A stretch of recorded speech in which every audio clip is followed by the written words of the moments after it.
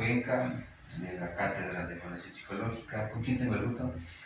Mucho gusto, mi nombre es Danilo Velázquez, psicólogo clínico, neuropsicólogo, gustoso en poder colaborar. Muchas gracias. Ya tenemos las siguientes preguntas para hacerle. ¿Qué modelo de evaluación psicológica maneja usted para la entrevista?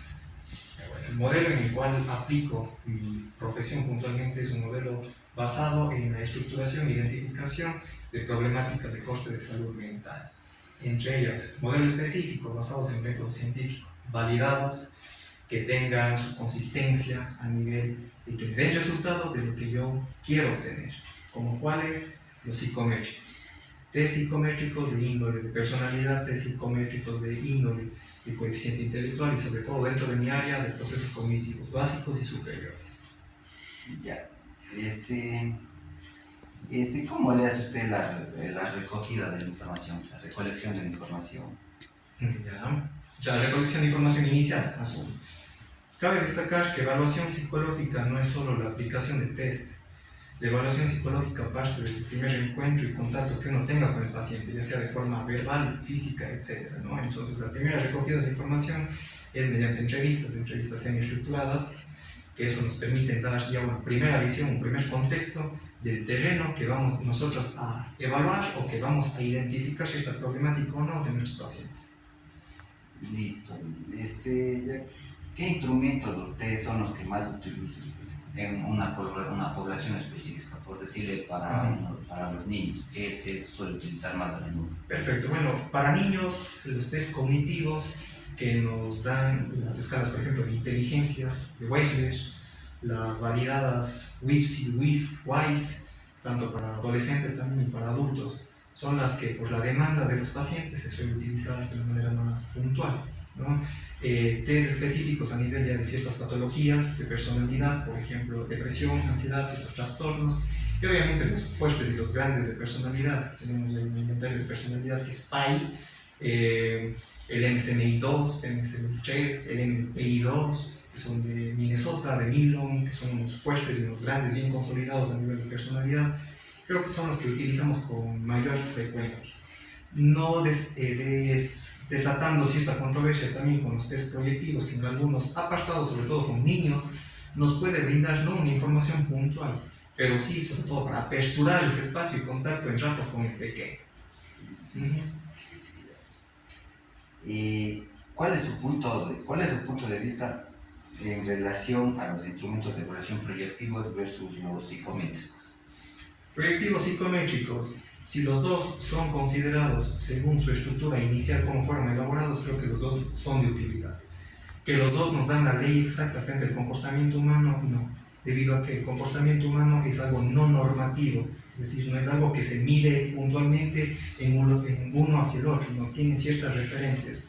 Yo doy validez a los dos, utilizo las dos versiones a nivel de valoración, psicométrica y proyectiva, pero eso sigue siendo hincapié siempre y cuando se considere la eficacia, el por qué fueron construidos, el cómo fueron construidos y el cómo hay que aplicarlos. Si uno no tiene preparación en cualquiera de esos dos campos, pues indudablemente se anula el resultado. Bueno, la siguiente es, ¿cómo llega usted a un diagnóstico? O sea, ¿cómo contrasta los resultados y fundamenta a él mismo?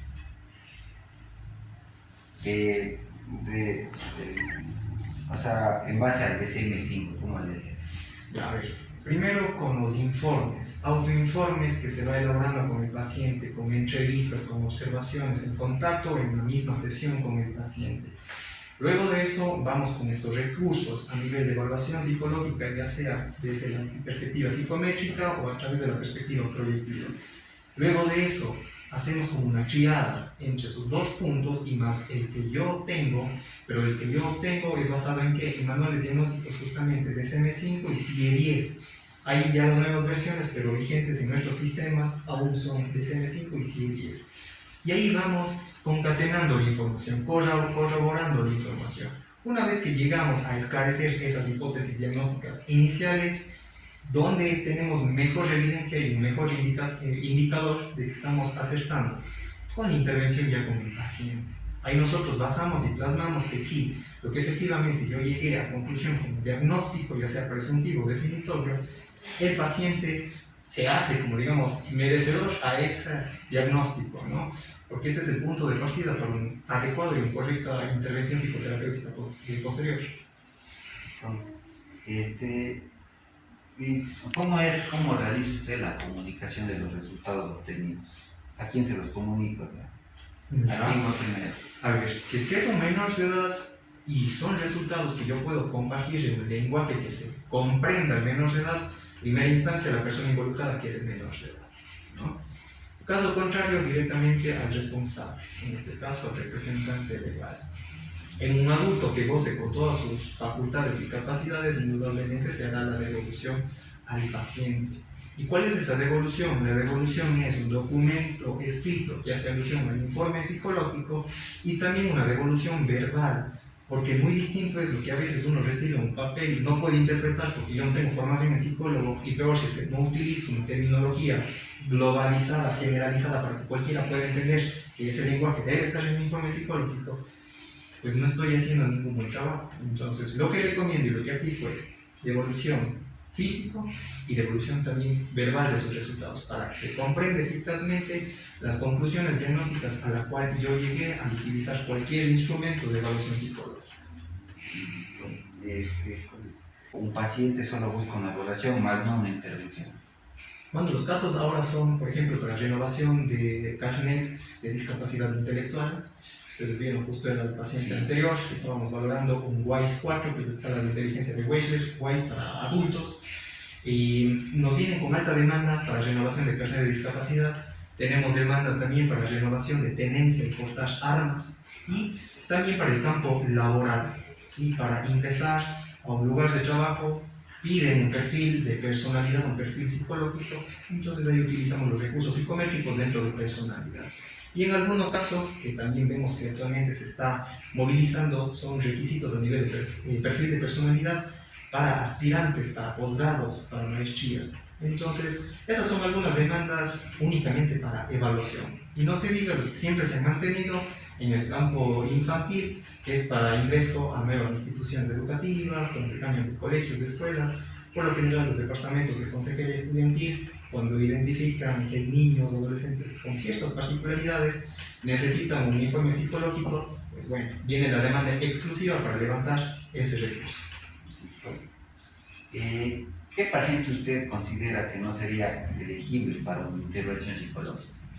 Para intervención. Sí, para una intervención. Bueno, o sea, que no serían elegibles para una intervención psicológica. Un proceso de intervención psicológica, primero cuadros psiquiátricos, en donde no se tenga ya un acompañamiento a nivel psicofarmacológico, por ejemplo, psiquiatría mismo, en donde ya su nivel de lucidez, su nivel de ser objetivos, ya no son funcionales y ya no son viables de por sí, es decir, hay sesgos a nivel de distorsiones cognitivas.